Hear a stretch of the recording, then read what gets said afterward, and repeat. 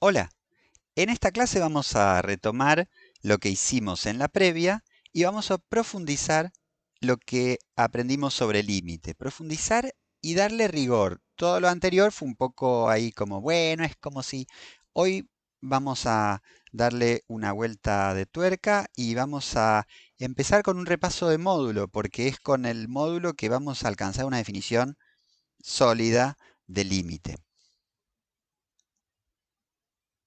Bueno, ahí tenemos entonces valor absoluto o módulo de un número real. Lo definimos con una fórmula partida, una función por tramos sería, porque el módulo deja a los números como vienen si se trata de números mayores o iguales que cero y les introduce un cambio de signo si se trata de números negativos. Es decir, vamos a poner un ejemplito mini. Módulo de 5. Acá consultamos, a ver qué hay que hacer. Entró el 5, a ver qué hacemos. Bueno, entró uno que es mayor o igual que cero. Listo, sale igual, sale el 5. Chau. ¿Qué pasa si entra un menos 5? Bueno, a ver, miremos las instrucciones. Entra un número menor que cero. ¿Qué hay que hacer? Devolverlo con un cambio de signo, o sea, devolvemos menos 5. Sale un 5. Listo. Bueno, ahí están las instrucciones. Vamos a señalar algunas propiedades y demás y hacer unas cuantas aclaraciones y tratar de sacarnos de encima algunas confusiones que suelen andar por ahí. Por ejemplo, miremos esto. Esto se refiere a la raíz cuadrada,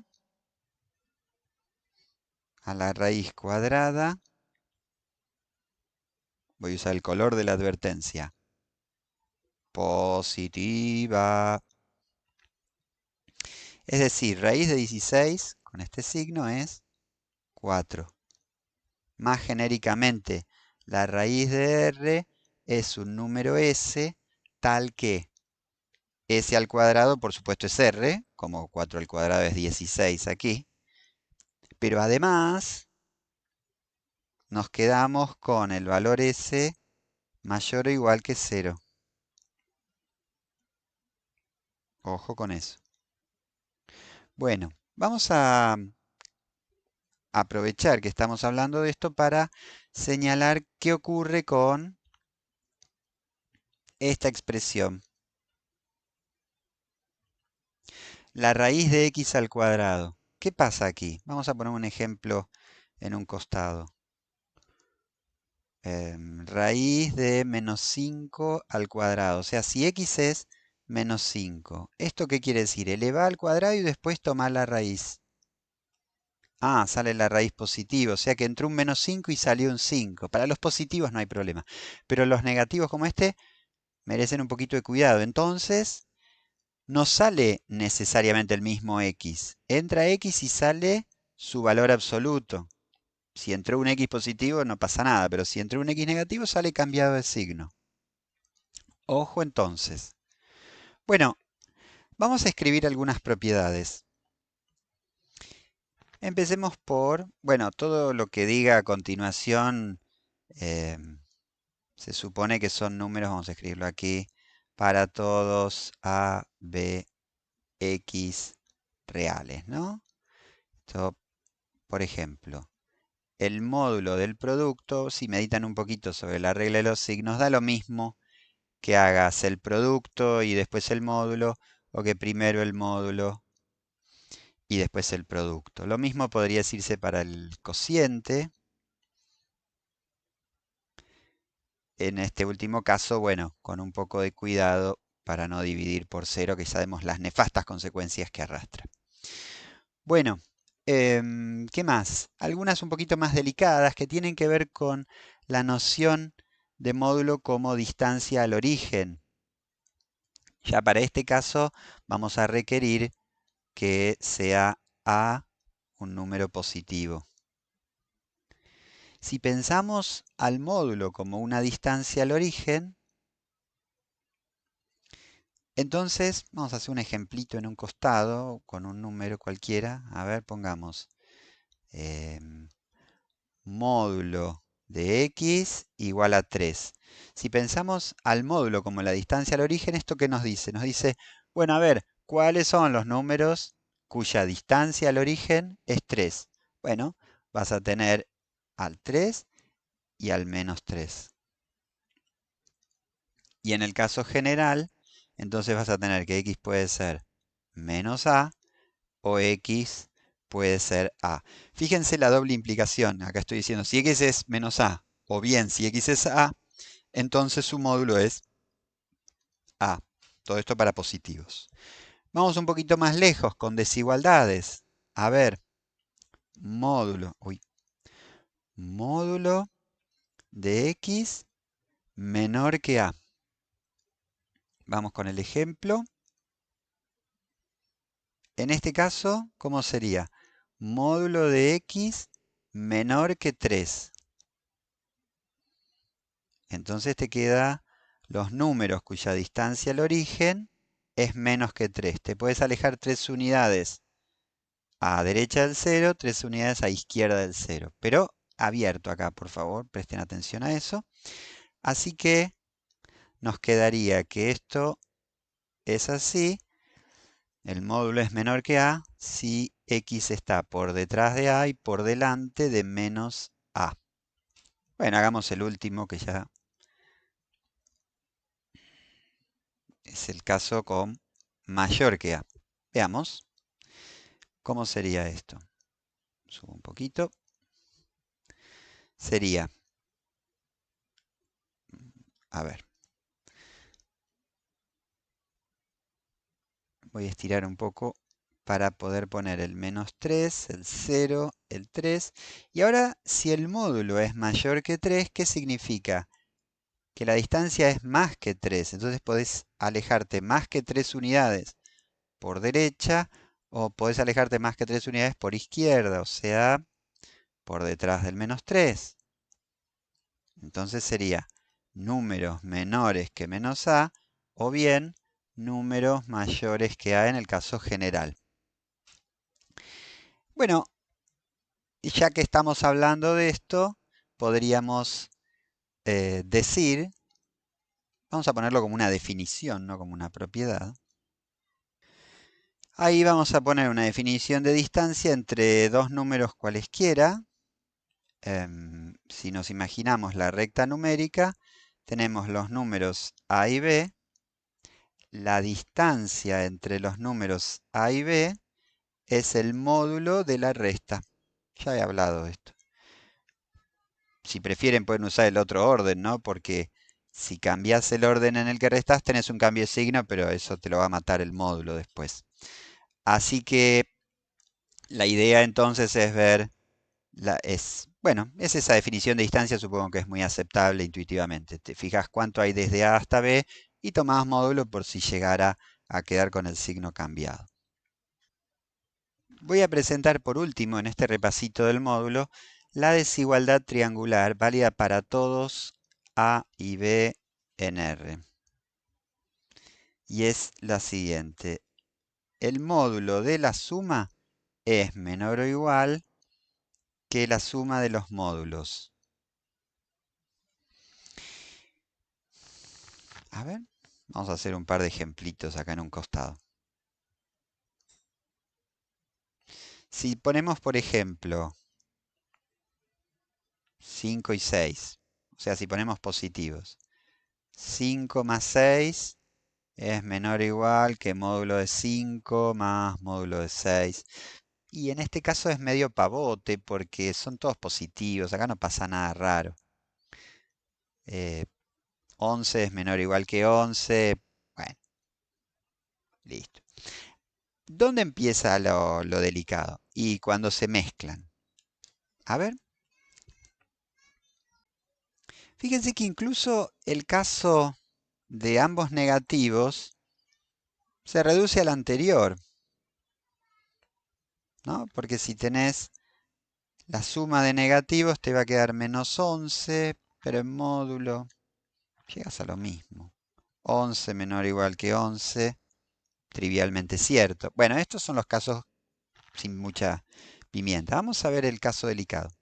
Si por ejemplo el primero es negativo, te va a quedar menos 5 más 6 es menor o igual que 5 más 6. En este caso la desigualdad va a ser estricta.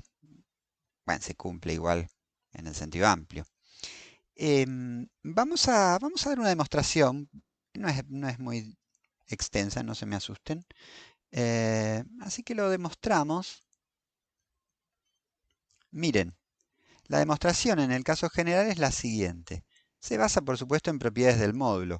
Un número A real cualquiera, atención con esto, va a estar, esto es para meditar un momentito, un número A va a estar entre su módulo y el opuesto de su módulo. A ver, ¿esto es cierto? Pensemos por un momento. Si A es positivo, es igual que su módulo. Entonces, esto se va a cumplir. Si A es positivo, repito, va a ser igual que su módulo, acá vas a tener un igual y va a ser mayor que el opuesto, que va a ser negativo. Así que esto para positivos va bien, para ceros es obvio. Y si A es negativo, va a ser no igual a su módulo, sino que va a ser igual al opuesto de su módulo. O sea, vas a tener una igualdad acá, cuando A es negativo. Y entonces va a ser menor que el módulo que va a ser positivo. Si no me creen esto, tiren algunos números y convénzanse. Pero eso es cierto para cualquier número real. Y también entonces podemos aplicárselo a B. ¿Qué es lo que voy a hacer ahora? Voy a sumar. Porque si tengo dos desigualdades, si A es menor que módulo de A y B es menor que módulo de B, menor o igual, ¿no? A más B es menor o igual que la suma. Y acá también queda menos módulo de A menos módulo de B. Permítanme escribirlo con el menos como un factor común. Miremos esto todo junto. Atención, hace un ratito habíamos escrito con otras letras, pero no quiero mezclar. Hace un ratito habíamos escrito que si un número X estaba habíamos puesto una desigualdad estricta, pero para el caso es lo mismo.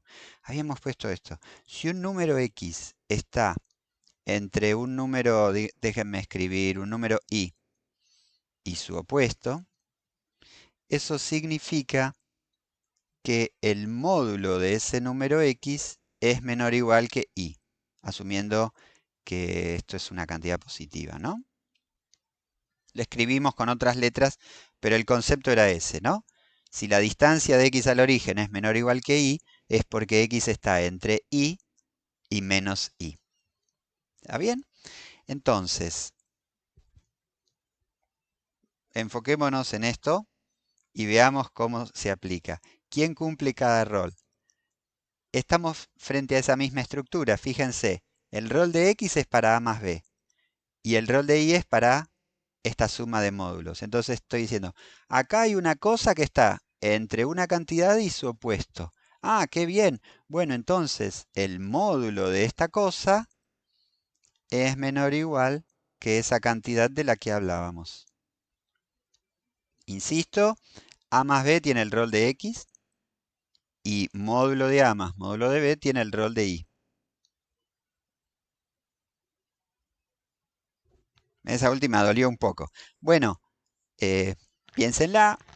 Si cuesta, retrocedan. Vamos ahora sí a adentrarnos en la idea de módulo, perdón, de límite y buscar una definición rigurosa. Miren este dibujito que tenemos. Tenemos el gráfico de una función f. Y lo que podemos hacer aquí es elegir un puntito del dominio, hacerlo moverse y ver cuál es su correspondiente imagen a través del gráfico de la función. Ahora,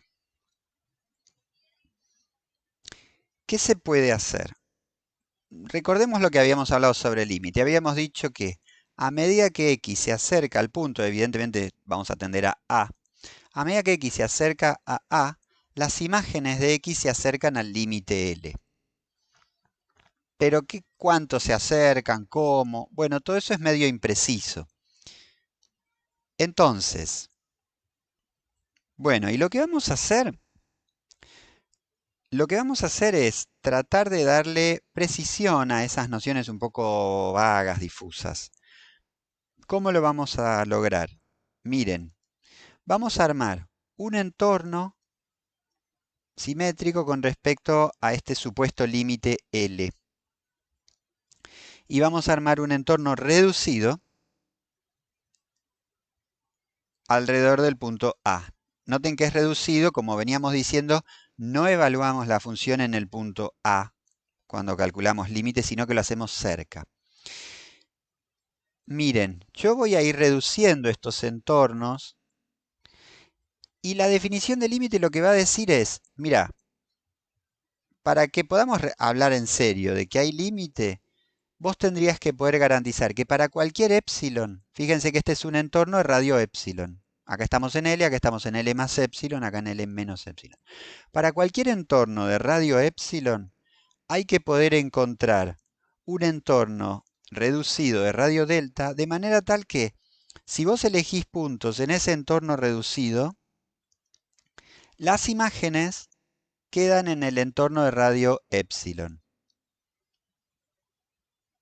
Y eso efectivamente está ocurriendo. Fíjense que como la función no crece muy bruscamente, epsilon y delta no tienen por qué ser iguales. Delta se puede hacer más grande que epsilon. En otro ejemplo, por ahí sería más chico, depende del caso, pero no tienen por qué ser iguales. Quiero que pensemos un momento por, por qué estamos proponiendo una definición que parece tan extravagante en algún punto. Y es porque necesitamos de alguna manera reflejar esta idea de que las imágenes de X se acercan al límite tanto como se quiera. ¿Qué quiere decir tanto como se quiera? Porque vos no podés hacer una definición y decir, no, es que está re cerca mal. Eso no tiene sentido matemático. ¿Qué quiere decir re cerca? Muy cerca, cerquita. Depende del contexto. No sé, si vos estás midiendo un campo, cerca son 2 metros. Ahora, si estás midiendo una pieza dentro de un teléfono celular, 2 metros es mucho. ¿Qué es cerca? Entonces, para evitar meterse en esa discusión o para de alguna manera saltar esa discusión, lo que decimos es, vos podés lograr que para cualquier epsilon positivo, o sea, para un entorno que vos podrías tomar tan chiquito como se te antojara, un poco más grande, un poco más chico, todo lo chiquito que vos quieras, tiene que poder lograrse que por más chiquito que sea el entorno que vos haces alrededor del límite, tomando un entorno en el dominio lo suficientemente pequeño, las imágenes elegidas para X elegidos en este pequeño entorno del punto A, las imágenes quedan en el entorno de radio epsilon. Entonces, ahí está un poco la idea. Como epsilon es arbitrariamente chico, estamos reflejando esto de que si yo quisiera aumentar la precisión, quisiera un epsilon de 0,00001, un entorno súper chiquito, podría achicar lo suficiente el entorno de radio delta como para que las imágenes de los X elegidos en esta pequeñísima región caigan cerca del límite y adentro de este entorno. No sé si van a caer exactamente sobre L. Eso puede sí, puede que no. Lo que sí sé es que este pequeño entorno reducido, todas las imágenes tomadas aquí van a caer en este pequeño entorno del límite. Y ahí sí está un poco esa idea, ¿no? Si elegís cerca de A, caes cerca de L. ¿Qué tan cerca? Tanto como haga falta, eligiendo un entorno lo suficientemente chiquito aquí. Vamos a escribir formalmente todo esto. Bueno, ahí lo tenemos escrito.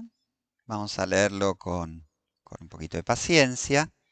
Tenemos entonces nuestra definición, un poco mejorcita que la anterior. Esta es más en serio. Una definición formal de límite. tenemos una función definida. Fíjense, en un entorno reducido de un punto A, como veníamos diciendo, lo que pasa en A no es relevante para la definición de límite. Y el límite de f, entonces, para x tendiendo al punto A, es un valor L si, atención, porque ahora tenemos que traducir esta idea que veníamos diciendo. Para todo número epsilon positivo, existe un número delta positivo tal que... ¿De qué nos habla esto? Si la distancia entre x y a es menos que delta y más que 0, esto es la manera técnica de decir si x está en el entorno reducido de centro A y radio delta. Recuerden que lo vimos la clase pasada. Esto es la definición de entorno reducido. ¿Está bien? Cada vez que x esté en un entorno reducido de A, de radio delta, o sea que esté como en esta situación, entonces la imagen de x va a ser tal que su distancia a L, lo vemos aquí, la distancia entre f de x y L, va a ser menos que epsilon. O sea, va a estar en un entorno de L de radio epsilon. Esta definición es para tomar con paciencia. No se aprende en 2 minutos. Lo más normal del mundo es que cueste. No se asusten, dedíquenle un tiempo de maduración, miren los apuntes, libros para buscar ejemplos, hasta que vaya empezando a madurar. No se aprende en 10 minutos esto, no desesperen si al final de esta clase no les queda clara. Lo más normal del mundo es que uno tarde en madurar esto. Así que tómenlo como lo que es, como una presentación. Pero sí les pido que hagan el esfuerzo de leerla a conciencia. ¿Qué digo a conciencia? No lean 0 menor que palito, x menos a palito menor que delta. Si leen así no van a entender nada. Hagan el esfuerzo de decir, bueno, si la distancia entre x y a es menos que delta, o sea, si estamos en un entorno, entonces va a ocurrir que la distancia entre las imágenes y el límite. O sea, traten de leerla comprendiendo y explicando a qué jugamos, porque si no, son una sopita de letras que no sirve para nada. Vamos a hacer lo siguiente a continuación. Con esta definición del límite se pueden probar en serio todas las propiedades que yo fui mencionando. No voy a probar todas esas propiedades. Lo que voy a hacer es enunciar una propiedad y mostrar cómo se usa esta definición de límite para las demostraciones. En general, lo que va a pasar en este curso es que yo no voy a demostrar todo lo que diga, porque son un montón de cosas que voy a decir y tampoco este es un curso para formar futuros matemáticos, sino gente que va a usar la matemática. Pero tampoco quiero revolear un montón de propiedades sin probar nunca nada, porque entonces nunca van a madurar estas ideas. En general, el criterio con el que vamos a em, el criterio con el que vamos a elegir qué demostrar y qué no tiene que ver con cuando creo que una demostración es enriquecedora. Si la muestro es porque creo que les va a aportar algo enriquecedor. Si ustedes hacen el esfuerzo, bueno, no es fácil, pero si hacen el esfuerzo de leerla en serio y convencerse de que entienden, van a ir subiendo escaloncitos y madurando esta materia. Por eso están, ¿sí? Vamos a probar la unicidad del límite. Es decir, si existe el límite en un punto para una función, hay uno solo. Si a mí me lo dicen, voy a decir, y sí, porque supuestamente a medida que elegís valores de x más próximos a a, obtenés cosas más próximas a L. Podría pasar que también queden imágenes más próximas a otro número, y suena medio raro. Pero vamos a mostrar cómo efectivamente puede probarse que hay un solo límite. De paso, esta demostración me va a permitir presentar para unos cuantos de ustedes, tal vez la vieron en otro lado el estilo de demostración, pero me permite mostrar un estilo de demostración típico de la matemática que con variantes es lo que se conoce como reducción al absurdo. ¿Qué voy a hacer para demostrarlo? Voy a suponer que existen dos. Esto es un clásico. Vos querés demostrar que algo es único. Bueno, ponele que no sea único. Suponemos que existen dos y de alguna manera vamos a mostrar que había una contradicción o que esos supuestos dos eran el mismo. Entonces, suponemos que existen L1, L2 números reales, de manera tal que el límite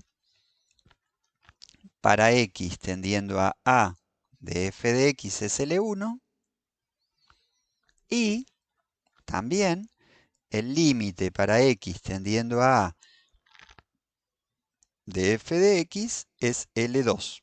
O sea, estoy asumiendo que de alguna manera vos podés elegir puntitos próximos a y la función devuelve imágenes próximas a L1, pero por ahí elegís otros puntitos y va a imágenes próximas a L2, no sé, algo raro. Vamos a mostrar que esto no sucede. Entonces, ¿cómo se hace? Pensemos en la definición de límite. Por definición de límite, podemos decir que para todo epsilon positivo existe, podríamos hacerlo en paralelo, ¿no? Existe delta 1 positivo tal que si tomás valores de x muy próximos a menos de delta 1 unidades, que no sean iguales que a, por eso acá el mayor que 0, entonces las imágenes de esos x están a una distancia de L1 menor que epsilon. Por otro lado, seguro que puedes elegir un delta 2, no tiene por qué ser igual que delta 1. Estos valores, por supuesto, delta 1 y delta 2, dependen del valor de epsilon que elijas, como veníamos conversando. Cuanto más chiquito es el epsilon, seguramente más chiquito va a tener que ser el delta. La misma historia. Si x está a una distancia de a menor que delta 2, entonces la imagen de x está a una distancia de L2 menor que epsilon. Delta 1 y delta 2 son entornos. Quién sabe, alguno por ahí es más grande, otro por ahí es más chico, ¿no? O sea, estaríamos en una situación así. Ponele que esto sea a más delta 1 y ponele que el otro entorno sea un poco más largo, a más delta 2. No importa. Elegimos un delta que es el mínimo entre delta 1 y delta 2. ¿Por qué? Porque en el entorno mínimo, el más chiquito, se van a cumplir todas las propiedades a la vez. O sea, si x menos a está en módulo es menor que delta, o sea, si x está a menos de delta unidades, como es el entorno más chiquito, se van a verificar las propiedades que corresponden tanto a delta 1 como a delta 2.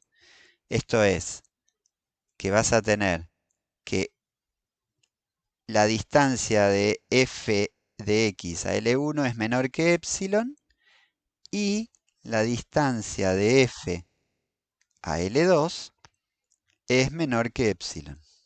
Bueno, ¿a dónde quiero llegar? Miren lo que voy a hacer. Acá viene un par de artificios, de truquitos. Voy a mirar qué pasa con L1 menos L2. ¿A dónde pretendo llegar? Yo quiero ver que L1 y L2 son iguales. Entonces, ¿qué voy a probar? Que voy a mirar la distancia entre ellos. Eso es lo que me interesa, porque si son iguales, la distancia entre ellos es 0. Y miren acá el artificio que voy a hacer. Voy a escribir esto así. L1 menos f de x más f de x, total, resto y sumo, eso es gratis, ¿no? Acá no le hice trampa a nadie. ¿Está bien? Me hago un poco de lugar. Y aquí viene nuestra nueva amiga, la desigualdad triangular.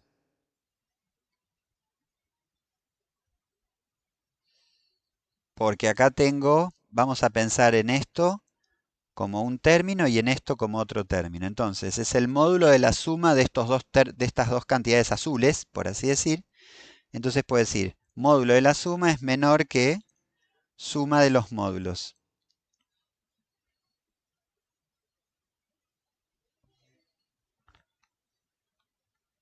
Uy. F de x menos L2. Ah, bueno, y ya casi estamos. Este módulo es igual que el módulo de f de x menos L1. El módulo de un número y el módulo de su opuesto son iguales, así que ahí no pasa nada. Y cada uno de estos, ¿cómo es? Miremos un poquito más arriba. F de x menos L1 en valor absoluto es menor que epsilon. Lo mismo para el otro. O sea que esto es menor que epsilon más epsilon. Miremos entre puntas. Miremos esto y esto. Y miremos este signo. ¿Qué nos está diciendo esto? L1 menos L2 es más chico que 2 epsilon, pero 2 epsilon es cualquier número real.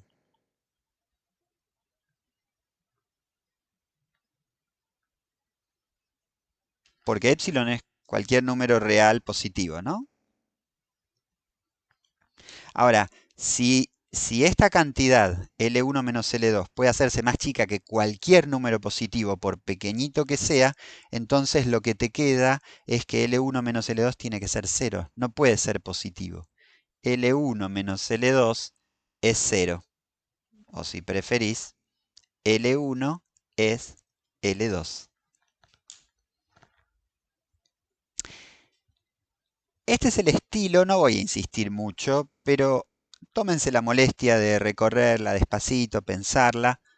Este es el estilo de recursos que hacen falta para demostrar rigurosamente las propiedades del límite. Las propiedades que enuncié la vez pasada quedan ahí enunciadas, pero si acuden a un texto y buscan una demostración rigurosa, más que recomendable, van a ver que el estilo y los recursos vienen por este lado. ¿Está bien? Así que les queda como un formato básico de demostración de propiedades de límites. Bueno, vamos a cambiar un poquito de tema y vamos a estudiar un límite clásico que es el límite entre el seno de un ángulo θ y el mismo ángulo θ a medida que ese ángulo tiende a cero. Ese ángulo θ, por supuesto, está medido en radianes. Acá lo tenemos. Vamos a hacer un brevísimo recordatorio de lo que ya hablamos sobre trigonometría y la circunferencia trigonométrica. Miren, acá tenemos un ángulo central θ. Y ese ángulo central subtiende un arco de circunferencia cuya longitud también es θ. ¿Por qué? Porque estamos en una circunferencia de radio 1. Digamos brevemente la definición de radián. Habíamos dicho que un ángulo de un radián, más o menos debe andar por acá. Un ángulo de un radián era un ángulo central de modo tal que subtendía un arco de circunferencia que medía como el radio. Ahora, si el radio mide 1, un ángulo de un radián va a subtender un arco de circunferencia que mide 1 también. Entonces, un radián para una unidad de longitud en la circunferencia de radio 1. Y así, si es 1 acá, es 1 acá. Si es 2pi, o sea, el giro completo, 2pi radianes va a subtender una longitud de circunferencia de 2pi radio, o sea, de 2pi. Bueno, ¿a dónde vamos con todo esto? Miren, recuerden que en la circunferencia trigonométrica este segmento era el representante del seno y este segmento el del coseno. El del coseno lo voy a apagar porque no lo vamos a usar acá. Y el cartelito de la tangente también. Después cuando los necesitemos los llamamos. Pero por ahora nos concentramos en el segmento que representa al seno y en el arco de circunferencia que representa al ángulo. A medida que el ángulo tiende a cero, fíjense cómo el segmento representativo del seno y este arco de circunferencia son cada vez más y más parecidos. Entonces, a medida que tendemos a cero, uno ya se animaría a decir, y bueno, entonces la división entre dos cosas que son cada vez más y más parecidas y debería tender a 1. Pero eso no es obvio y por otro lado, en principio, el seno de 0 tiende a 0 y θ tiende a 0. O sea, esto es una indeterminación. En principio son dos cosas que tienden a 0, pero vemos que tienden de una manera muy pareja hacia 0 y entonces nos animamos a predecir que, bueno, que tal vez el cociente de 1. Ahora sí vamos a formalizar estas sospechas. Miren, vamos a señalar lo siguiente. El área del triángulo OAB es más chica que el área del sector circular OAB. O sea, los mismos puntos OA y B determinan un sector circular que contiene al triángulo. Y a su vez el triángulo está contenido en OAD. Vamos a marcar entonces, porque lo vamos a necesitar, esa D,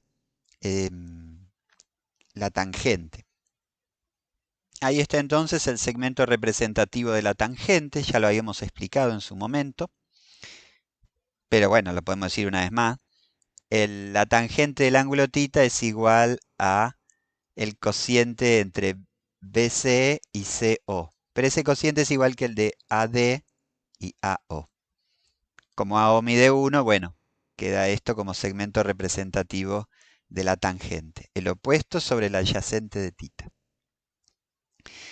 Bueno, ahí tenemos entonces estas desigualdades que surgen a partir de las áreas.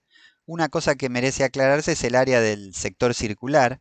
Fíjense que una manera de calcular el área del sector circular es haciendo la fórmula del área completa del círculo, pi por radio al cuadrado, y después, en lugar de quedarme con todo el círculo, ¿qué hago? Me quedo con una proporción del círculo. Del total de 2 pi radianes, ¿con cuántos radianes me quedo? Con θ. O sea, me quedo θ entre 2 pi radianes. Ahí está eso que estoy tentado de decir una fracción, pero en realidad estoy dividiendo por pi, no es una fracción.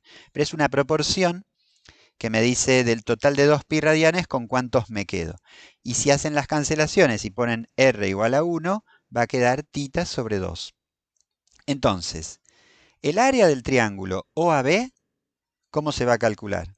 La base, o A, por la altura.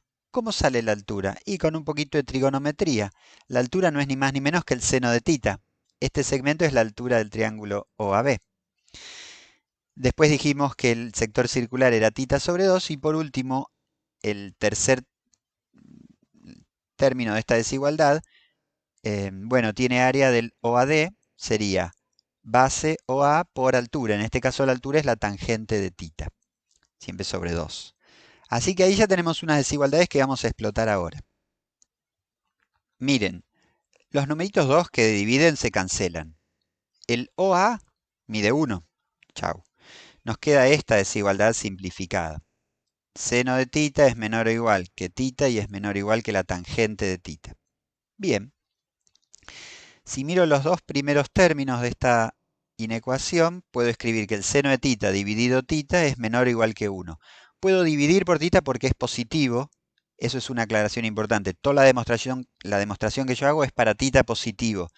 En realidad lo que estoy calculando es un límite lateral. Para el límite lateral con θ negativo habría que repetir este argumento. No lo voy a hacer, no se asusten. Es análogo. La otra desigualdad la puedo escribir como θ es menor o igual que tangente, que prefiero, me conviene, escribirlo como seno de θ sobre coseno de θ.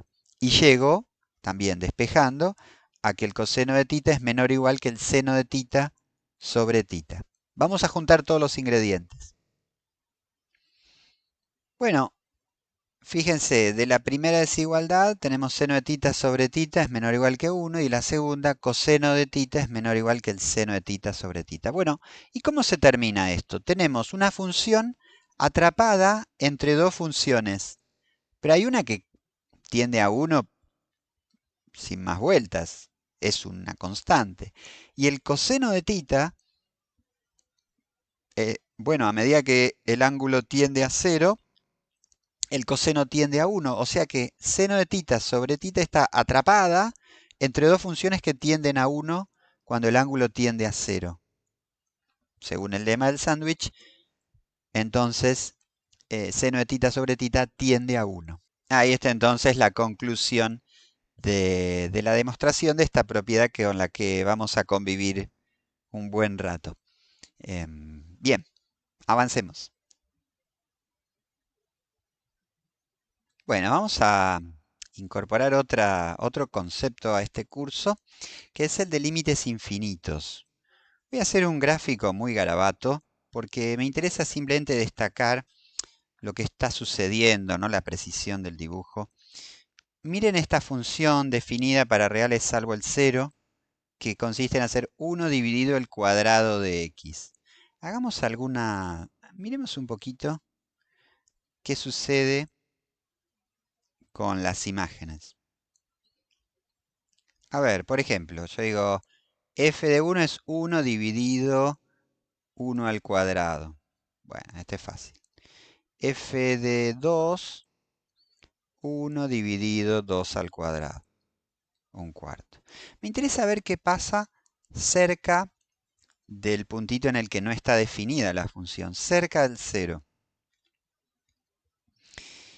Digamos f de 0,1. Creo que me conviene escribirlo como un décimo. 1 dividido un décimo al cuadrado. Es 1 dividido un centésimo. Vamos a poner paréntesis para que se note quién divide a quién. Queda 100. Y si pones 0,01, vas a hacer 1 dividido un centésimo al cuadrado. Un 10 milésimo. Espero haber hecho bien la cuenta. Queda 10.000.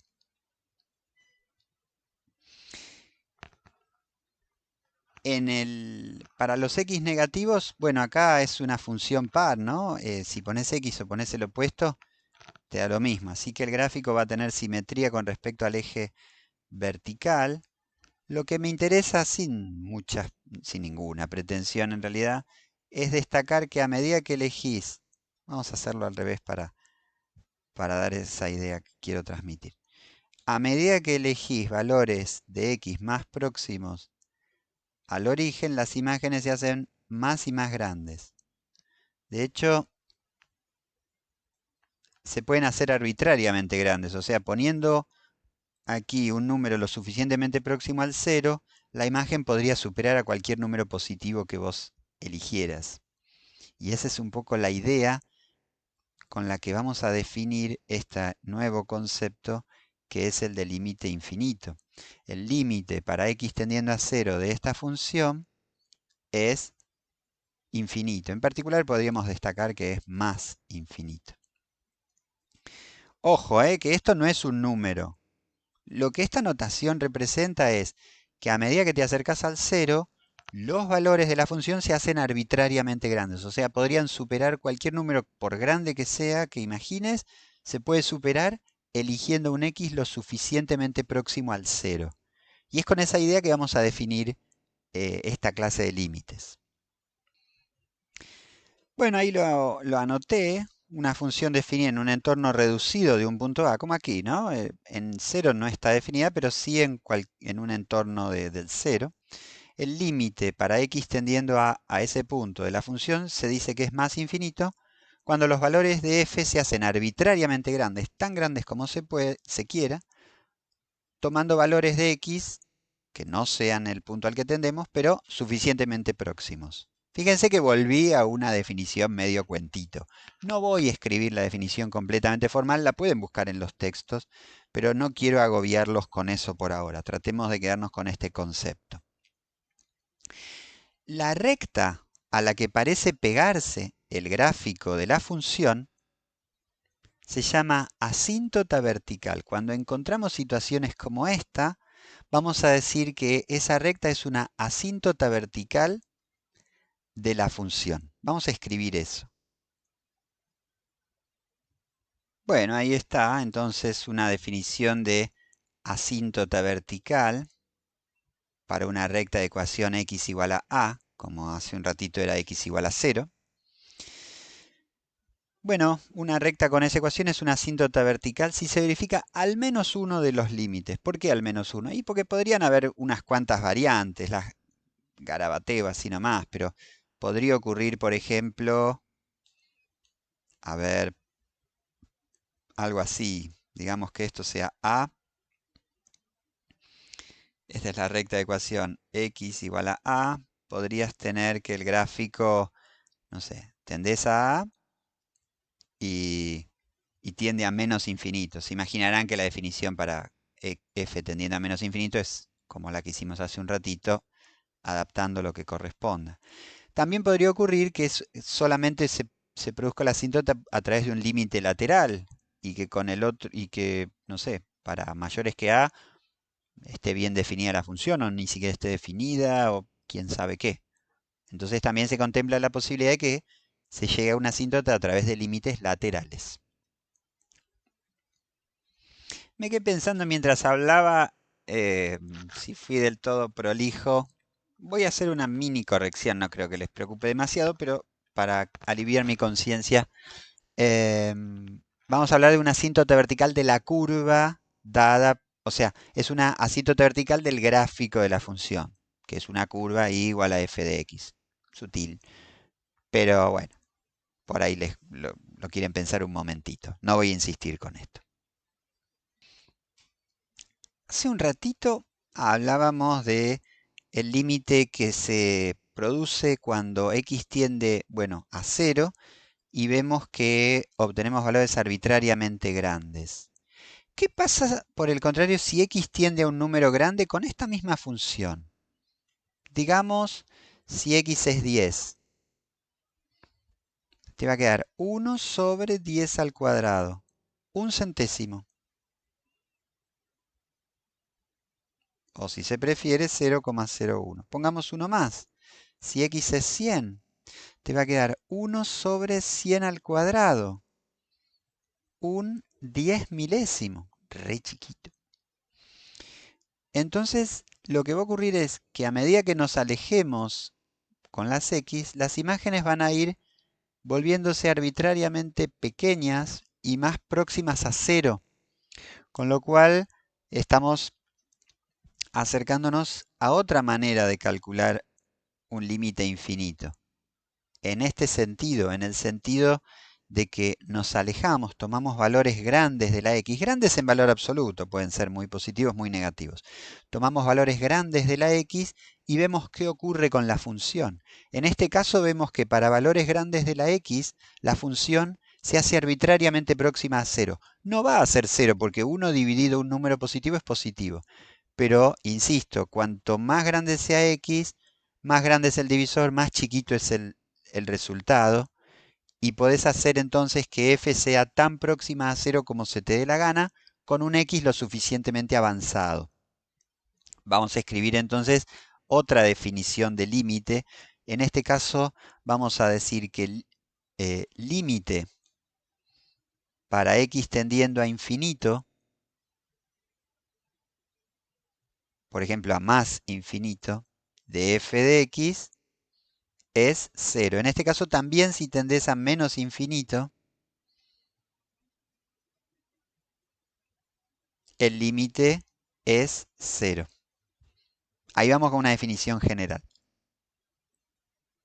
Bueno, ahí tenemos la definición. Fíjense que la función tiene que estar definida en un intervalo que empiece en un punto B, o podría venir de menos infinito, pero lo que es cierto es que tiene que estar definida desde un punto y todo para adelante, de manera tal que se pueda calcular f de x en una tira infinita de puntos a partir de un cierto valor.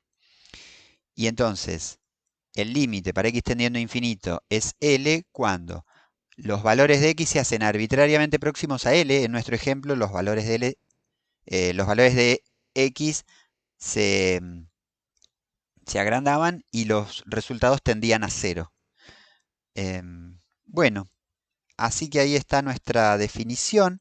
Y por supuesto, si el gráfico de la función, garabato, garabato, si el gráfico de la función se pega a una cierta recta horizontal, se imaginarán ustedes que la vamos a llamar asíntota horizontal. Así que ahí vamos a escribir eso.